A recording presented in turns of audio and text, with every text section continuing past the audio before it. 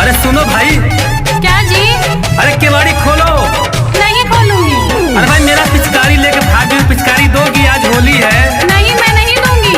जानती नहीं हो आज के दिन पिचकारी का बहुत काम पड़ता है। ना ना ना, ये हमार पिचकारी हो, बाटे खातिर नहीं रख ले।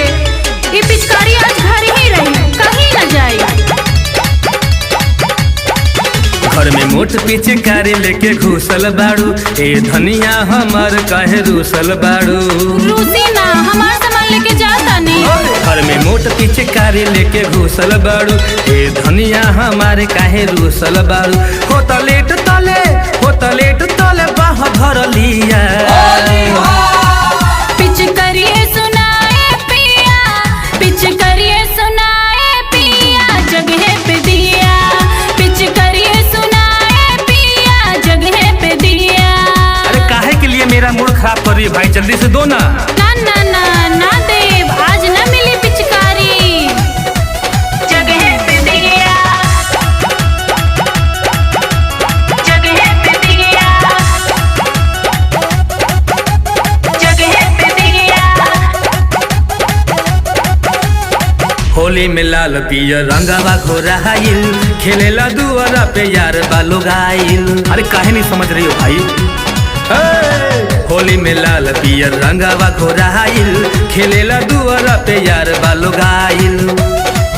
रउआ मत जाई बारा दौरा डालेला पहरा, राजा घर ही में मने भूली आई। का भइल?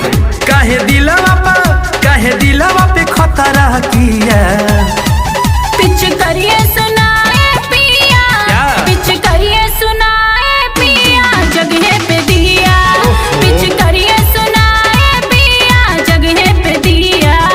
कहाँ दे दी हो यार?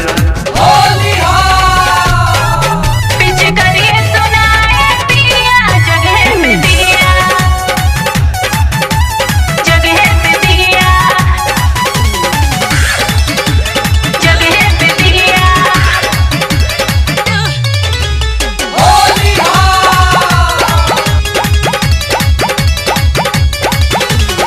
परो से रंगवा बाटे अभी चहटक, रहनी लइकाया सो खुल गइल भटक।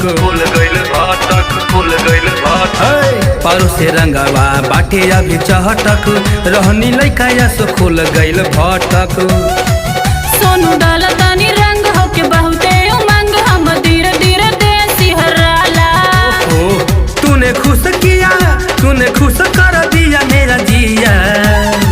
पिचकरिए सुनाए पिया, पिचकरिए सुनाए पिया, जगह पे दिया।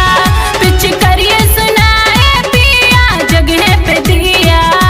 चलो ठीक है भाई, तुम्हारी पिचकारी अब कहीं नहीं जाएगी, यहीं पे रहेगी।